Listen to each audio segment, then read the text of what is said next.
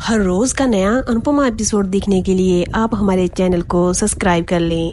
Episode की शुरुआत में मनोहर जी अपने डांस एक्सपीरियंस को याद करते हैं और अपने सफ़र की उपलब्धियों को अनुपमा से साझा करते हैं। जय अपने बच्चों के बारे में बात करते हैं और कहते हैं कि इन उपलब्धियों से भी ऊपर हमारे बच्चे हैं। यह सुनकर अनुपमा को अपने बच्चों की याद आ जाती है। अनुपमा कहती है, आप कितने खुशकिस्मत हैं कि आपको इतने अच्छे संस्कारी बच्चे मिले। मनोहर जी एक पल के लिए खामोश हो जाते हैं, लेकिन फिर वह मुस्कुराते हुए जवाब देते हैं, हाँ, हम सच भाग्यशाली हैं। हमारा बेटा तो श्रवण कुमार है। इसी बीच अनुपमा सभी अवार्ड को देखती है और सोचती है कि जय मनोहर जी की अनमोल यादें हैं, मैं इन्हें अच्छे से साफ करके रखूंगी। दूसरी तरफ शाह हाउस में बाबूजी तोशु से पूछते हैं कि उसने राजा से पैसे क्यों मांगे। लीला भी सवाल उठाती है कि जब उसके पास नौकरी है तो पैसे मांगने की क्या जरूरत है। किंजल खुलासा करती है कि तोशु के पास कोई नौकरी नहीं है, वह दिन भर जुआ खेलता है और पैसे उड़ाता है। बाबूजी यह सुनकर दंग रह जाते हैं। लीला गुस्से में तोशु को थप्पड़ मारती है और उस पर गुस्सा करती है।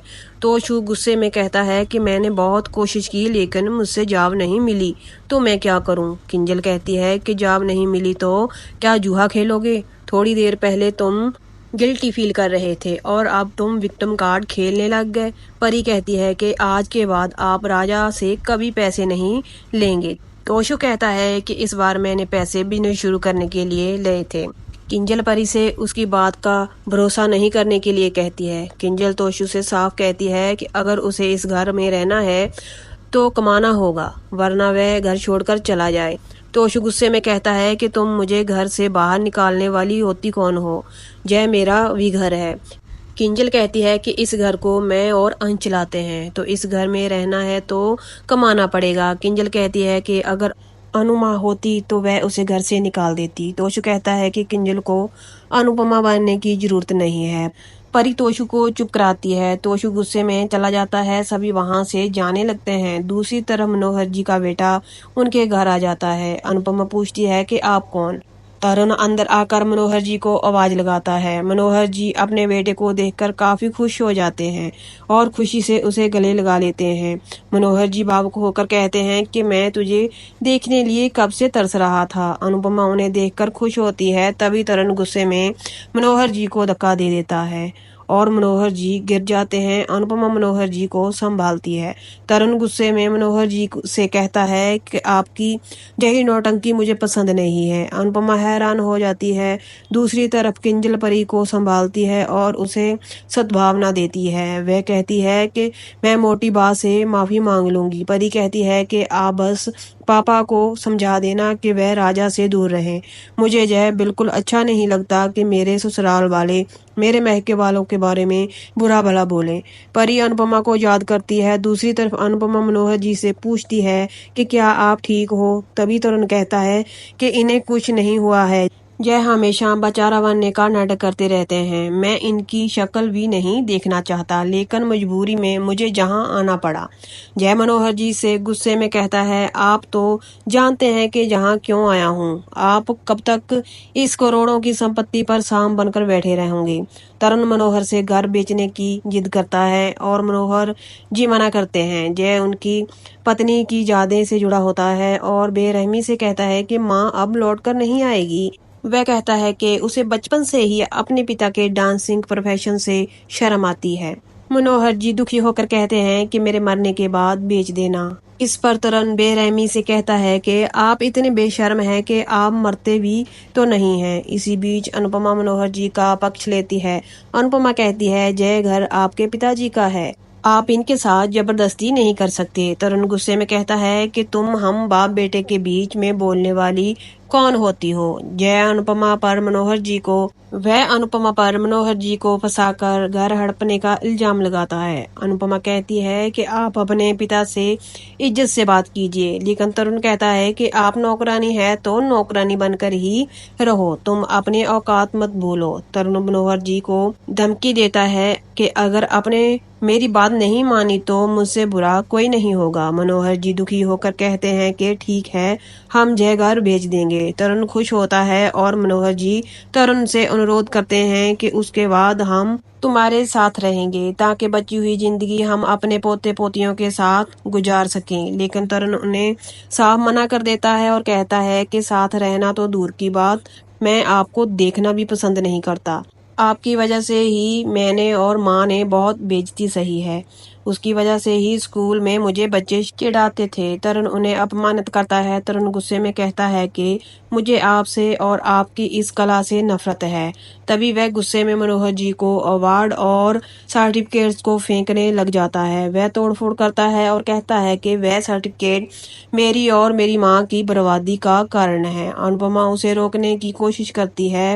मनोहर जी हैरान होते हैं। तरुण उन्हें गुस्से में कहता है कि मैं यहाँ बहुत पैसे खर्च करके आया हूँ, मुझे पैसे चाहिए और कल बिल्डर को लेकर आऊंगा, और अगर कल आपने पेपर्स पर साइन नहीं किए तो मैं आपको धक्के देकर घर से बाहर निकाल दूंगा। वह उनसे साफ कहता है कि आपने मरने के बाद यह सब कुछ मेरा ही हो जाएगा, लेकिन तब मैं आपकी चिता आग भी नहीं दूंगा। मनोहर जी हैरान होते हैं और तरुण गुस्से में चला जाता है।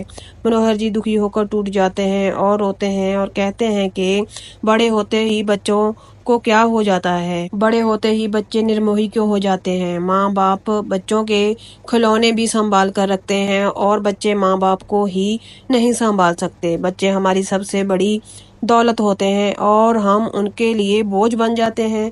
इसी बीच अनुपमा मनोहर जी के लिए पानी लेने जाती है। तभी मनोहर जी को दिल का दौरा पड़ता है और वे गिर जाते हैं।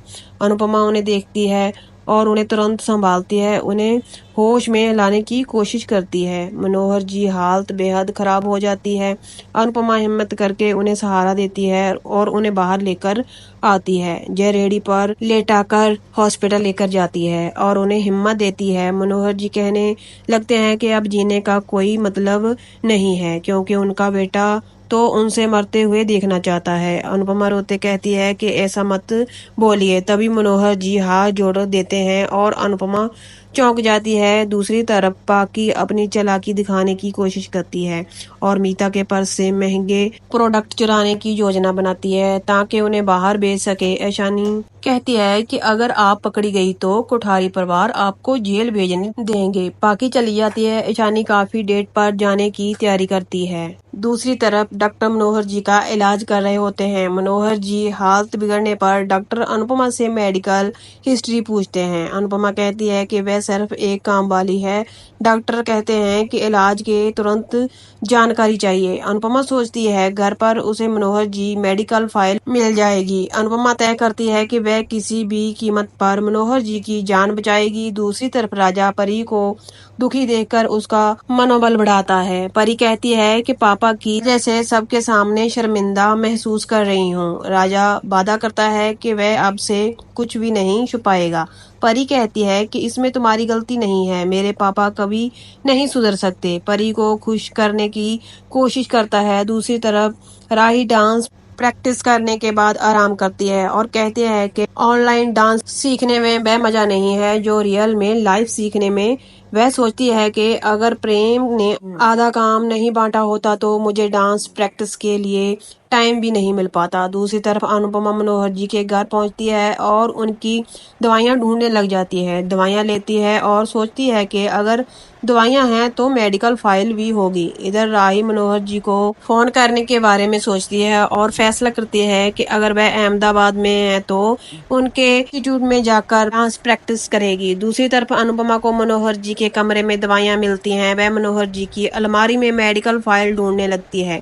तभी मनोहर जी को फोन पर कॉल आता है। अनुपमा सोचती है कि शायद यह फोन किसी रिश्तेदार का हो सकता है जिन्हें मनोहर जी मेडिकल जी पता हो, जहां इनमें से कोई तरुण का नंबर मिल सकता है। इधर राही कॉल उठाने का इंतजार कर रही होती है। अनुपमा फोन उठाने ये जाती है तभी तरुण वहां आ जाता है और पूछता है कि तुम यहाँ क्या कर रही हो। अनुपमा हैरान हो जाती है।